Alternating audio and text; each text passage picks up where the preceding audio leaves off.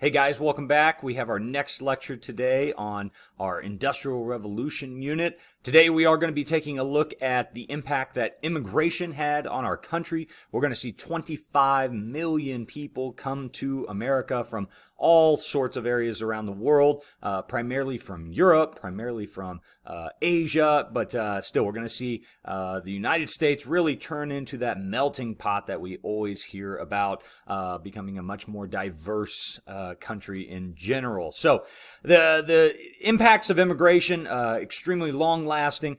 We are going to see really modern America start to emerge during this period. And of course, with all the rise of factories that we've been discussing, of course, we now have the laborers to fill those factories that allow America to become the economic powerhouse that they would become throughout the 20th century. So with that being said, let's go ahead and jump into our lecture. Okay, let's see here. There we go. All right, so we are going to begin with what I call the social impacts of industrialization. So, what impact did industrialization have on us socially? So we've talked about some of the economic impacts, the political impacts. So how did it affect how we interact in our communities? How did it affect how we live? That's what we're discussing here. Well, number one, you think back to, the olden days, and people in their homes would make their own clothing. They would sew everything they needed for their family. Now, all of a sudden, it becomes much more efficient. It becomes, in many ways, cheaper to actually buy professionally made clothing. When these things are being mass-produced in factories, they take, of course, a lot less time. But because of that, they take a lot less money to actually produce. So mass production means that we are able to buy goods much cheaper than ever before. And that, of course, has another effect, and that is for the manual labor of running these factories. People did not necessarily need special skills, right? You no longer needed to train your entire life to become a blacksmith. Now, all of a sudden, you could come into a factory and pull a lever, push a button, weave something, without even speaking the language. And so for immigrants, this is going to be one reason they flock to cities and to factory work because, again, you don't even have to have the basic necessity of speaking the same language in order to be a good worker in these settings. So, the overall kind of job makeup of America is even changing during this period. A couple of important locations regarding immigration. The first is Ellis Island, and this was located in New York Harbor. It was open for about 60 years, and about 12 million people total came through Ellis Island. About 70% of all immigrants came through Ellis Island at one point. My own family, I know my great grandfather came through Ellis Island at one point. Some of my other family on the other side had been here for a long time, but I do know I had one family member at least that came through Ellis Island. I would venture to say that many people listening to this lecture probably did as well. On the West Coast, there was a major immigration center there as well called Angel Island, and of course, being geographically closer, they catered more to Asian immigrants. So almost 200,000 Asian immigrants would come through that West Coast immigration center known as Angel Island.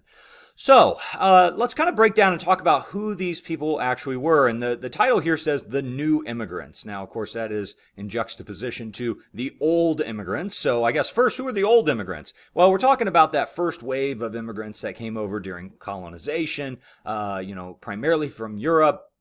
That first kind of era of immigrants coming to this country to populate at first the colonies and eventually the states. So this is kind of that second big wave of immigrants. In fact, it's the biggest wave of mass movement in human history among people. And I should mention, I think this is on a later slide, it's not just America at this time. This is happening all throughout the world where people are moving around trying to find jobs, trying to find industrial jobs. So, the Industrial Revolution, there's a reason we apply that word revolution to it because it truly changed everything about our lives. Once we started moving from muscle power to machine power, it changed everything about where we live, the work that is done, how we purchase our goods. Everything changes because of this. So I'm getting off topic. So the new immigrants, who were these people? So to fill this industrial void that was being created in American cities, people began immigrating primarily from Europe, but again, coming from elsewhere. So why America? Why would all these people decide in a few decades to start moving to America? Well, there's a lot of reasons here. A romanticized view of America, number one. One of my favorite movies growing up with The American Tail with Fievel. You might remember this little mouse. And they're a Russian family looking to immigrate to America. I remember they sing this song called No Cats in America, right? Of course, little cartoon mice.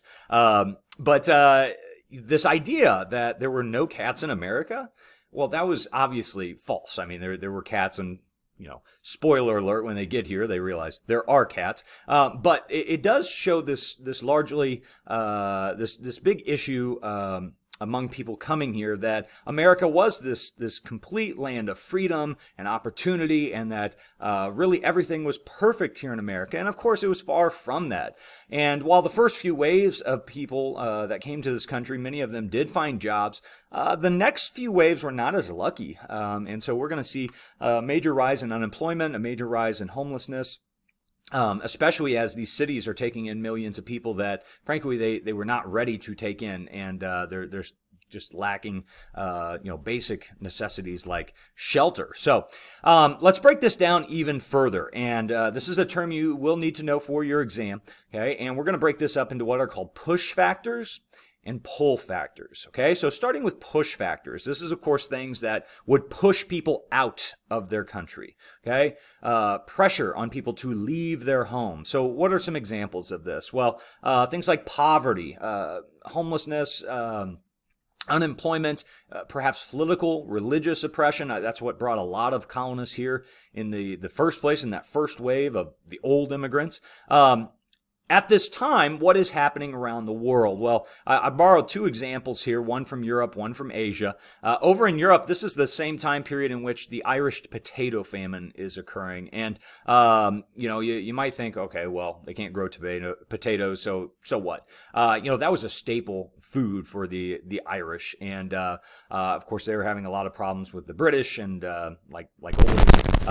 And so you had a lot of Irish that were seeking to come to America because, frankly, there was this famine happening to where they could not grow food. They could not grow their staple product in their homeland, and people were literally starving. I mean, the choice was to either stay in Ireland and die from starvation, or try to move to this land of milk and honey, symbolic there. On the other side, you had in China, there was a massive war going on. There was a civil war happening called the Taiping Rebellion.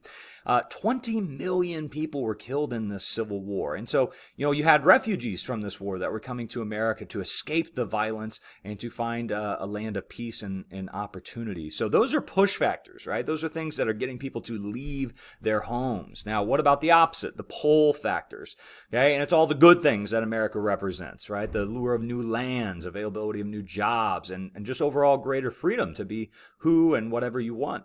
And the third factor that is kind of mixed up within the Industrial Revolution itself is that transportation just frankly was better than ever before. You had, of course, railroads, which is going to get immigrants, to the middle part of the country much easier and cheaper than ever before. But the invention of the steamship early on does help make passage across the Atlantic not only much faster, but it becomes much cheaper. And so now all of a sudden you have people who can afford to come over for the first time really in generations. So, there's a lot of factors at play that are not only pushing people out of their country, pulling them into America, but also those factors from the Industrial Revolution itself that are making the transportation even cheaper and easier than ever before.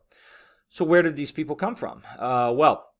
The demographics, as I said, it was really throughout the world, and again, this was happening. This is the largest mass movement of humans in human history.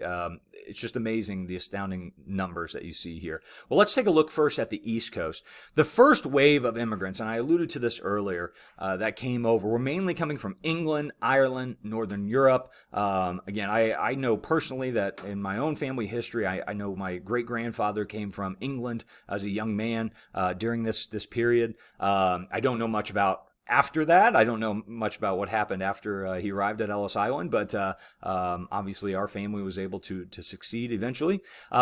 Later waves, though, 1890s, 1900s, you do have it spread kind of more inland in Europe. So you have Italians, Polish, the Russians, Greeks are starting to come over in more massive waves. They are going to be the ones that struggle a lot more than that first wave of English and Irish. And there's a lot of factors at play as to why that is.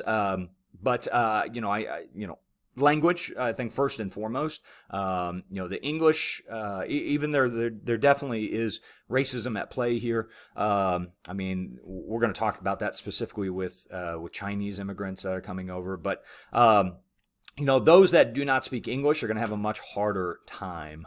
So even though they are capable workers, and without a doubt, they are going to have a much harder time fitting in, because eventually they are going to be seen as kind of a drain on society, and this is going to lead to a lot of pushback from Americans overall. Oh, sorry, skipped one. The West Coast immigration, as I said, from Asia, you had a lot of immigration from China in particular, but other Asian nations as well. Other industrialized nations, letter C there, are having this exact same experience. People are moving to these areas trying to find jobs, but of course, given the vastness of, again, so much of our history is defined by geography. The vastness of America allows for more people, and so you do have this kind of, and also the cultural break. The industrialization happening in Europe, there are still this old society that is set up with its kind of glass ceilings where people aren't able to, there's no social mobility, right? If you're kind of born into a station, you're kind of there, right? Over here in America, the idea is that you can move, you could experience wealth, or at minimum, you could have enough wealth to actually purchase a home. That's kind of the dream, right? So a lot of these nations were having immigration, but America, there really wasn't a single dominated group that came over, as we saw, primarily Europeans, but from elsewhere as well. From 1865, so that's the end of the Civil War, all the way up through 1915, a year after World War I, there were about 25 million people that came to the United States, again, mainly in the cities, but they did spread throughout the country.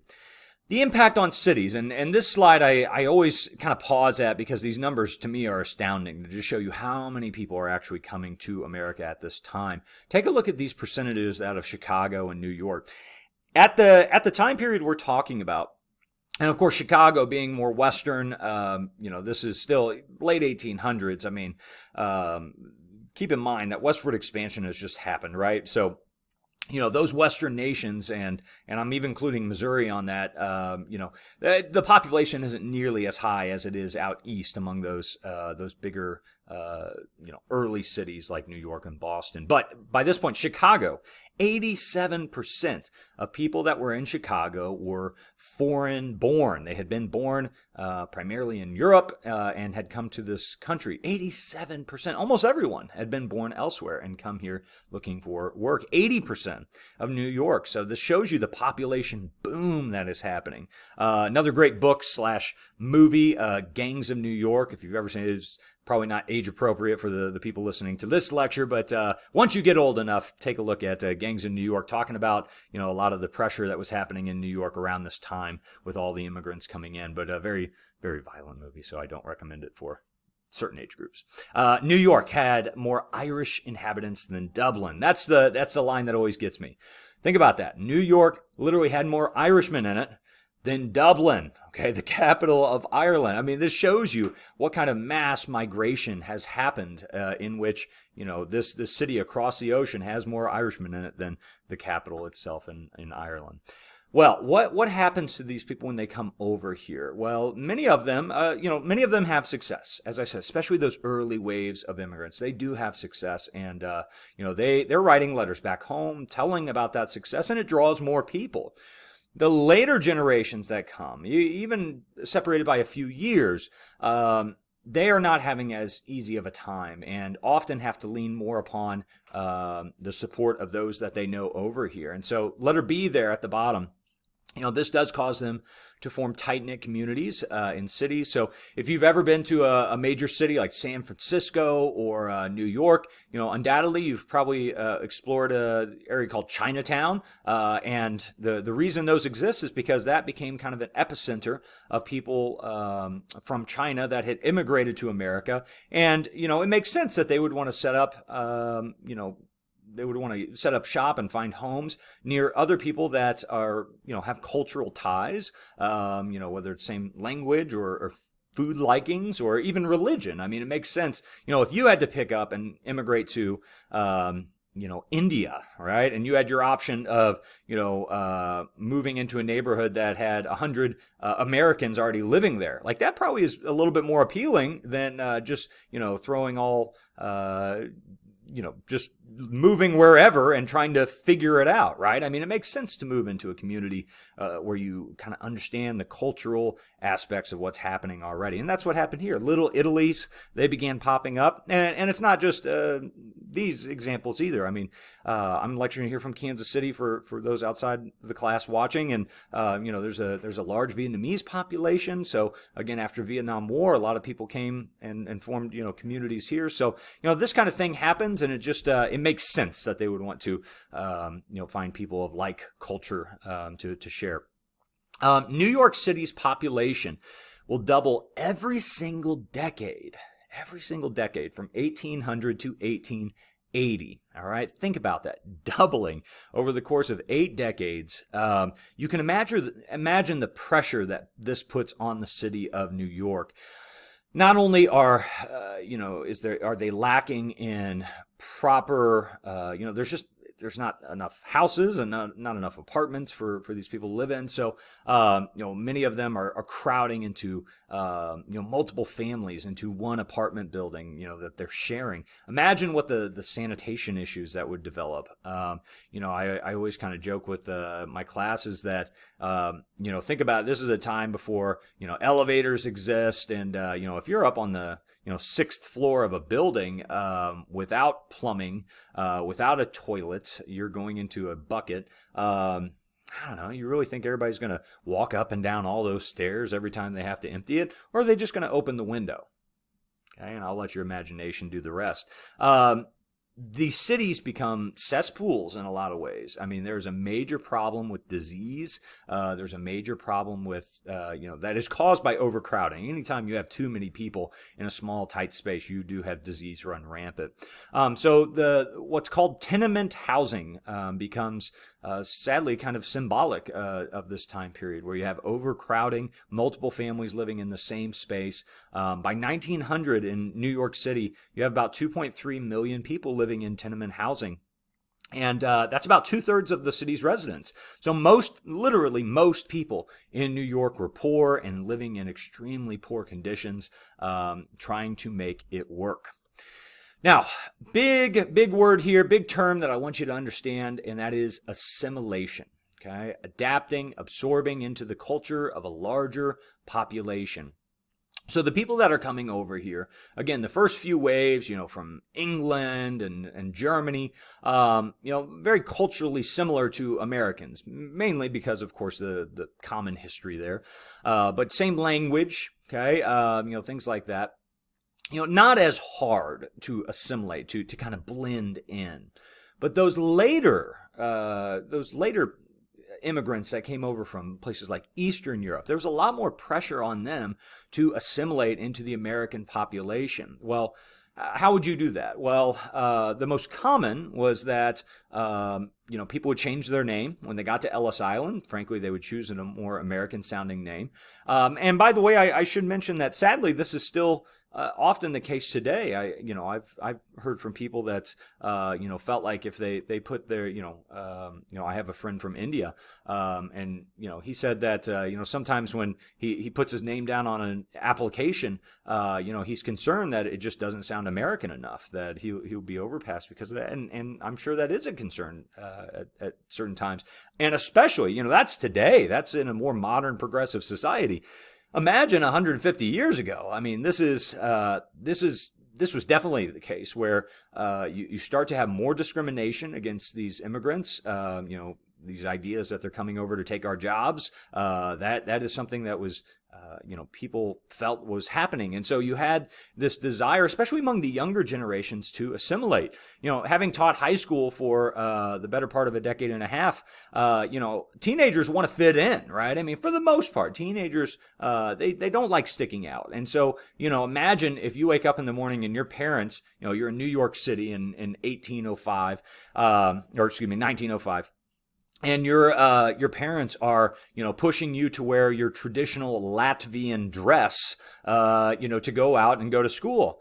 You step outside on the sidewalk, you're going to get ridiculed, right? I mean, this is not the most accepting of societies at the time. So, especially among younger people, you have this assimilation, become a lot more important. So often changing name, changing even food habits. I mean, what they eat, musical taste, things like that. Wanting to fit in and wanting to pursue that American dream, to be seen as American, not as Latvian American. So, we do see this urge to assimilate, especially among younger generations, and it often creates strain.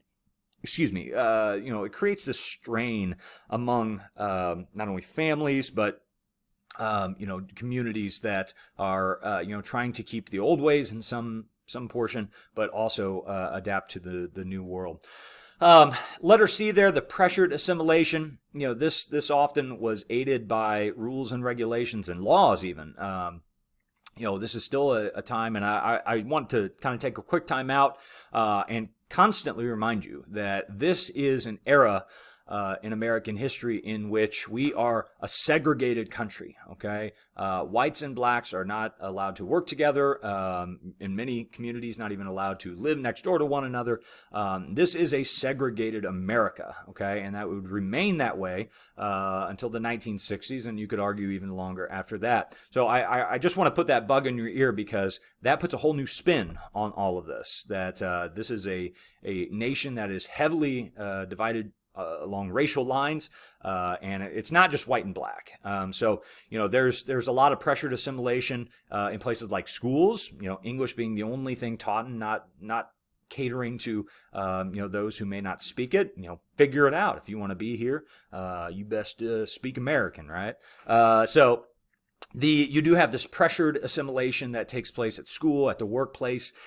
And, so there's often kind of the strain within families. The letter D there, the gender roles, in many countries that the old world, people coming from the old world where, a woman's place is at home. Well, here in America, a much higher percentage of women in the workplace, more independence, and that would just continue on later down the road. So that causes some strain in gender roles, but also economic, women having their own, jobs in many situations, forming outside of work attachments, often causing strains to this traditional family structure or traditional marriage structure. So, assimilation. It's good to have a common unity. It's good to have, a shared culture.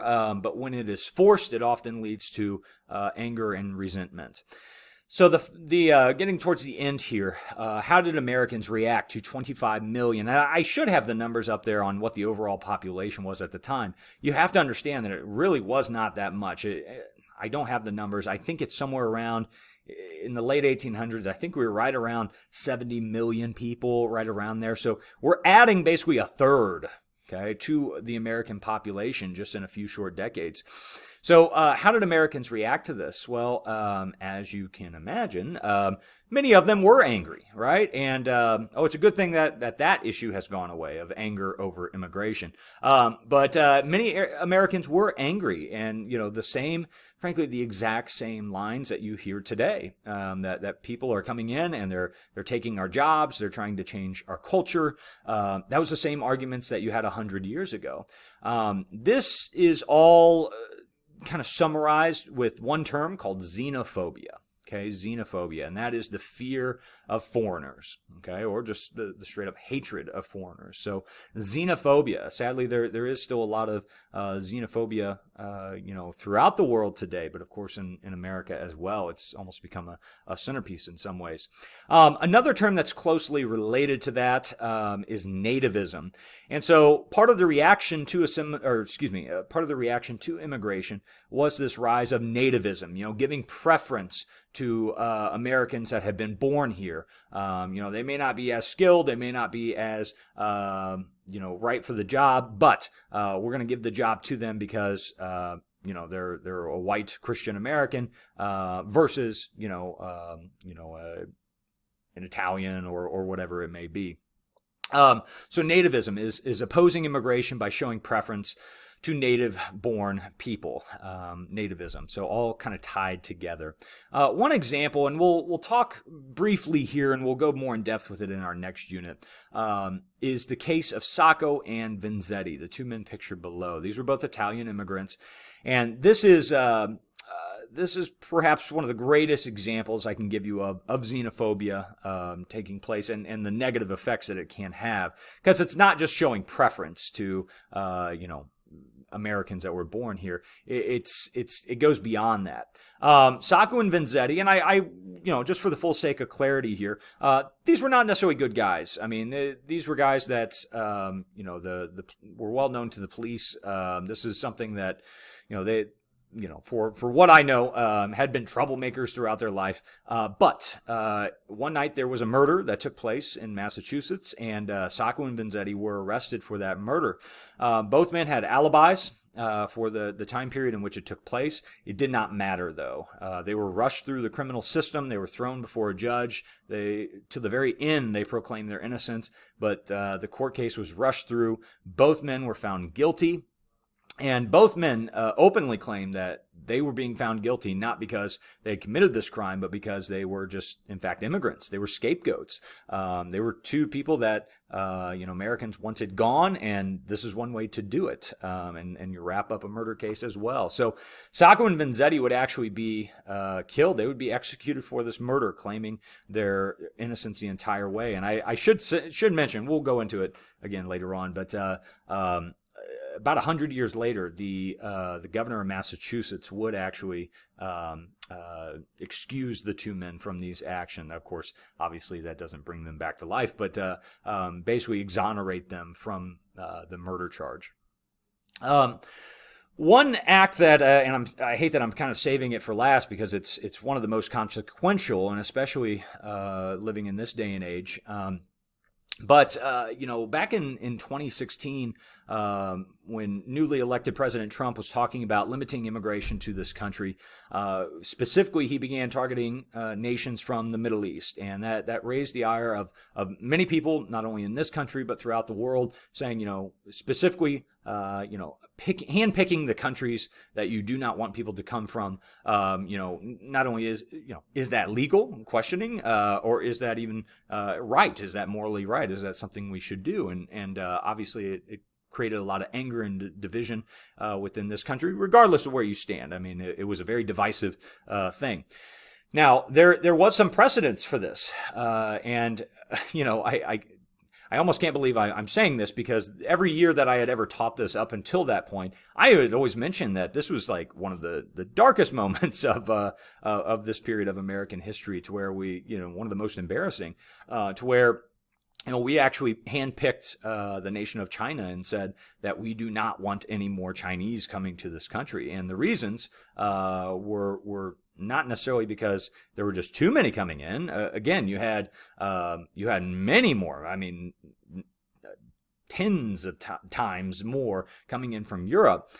So you're left to say, well, why China specifically? And there had been, there had been some more recent events that had taken place that, caused them to have so much resentment on the West Coast. After the railroad, we talked about that at the very beginning. After the railroad had been completed, you had 25,000 Chinese unemployed, and they didn't have anything to any work that they could find. And so many out west saw them as kind of a drain on society. In 1882, there was a law passed called the Chinese Exclusion Act, and it was set to bar Chinese immigration for at least 60 years. Now, later on, that would be amended to lead to some quotas, meaning that there were there was a certain level that they would allow in, but that certain level was 105 people per year.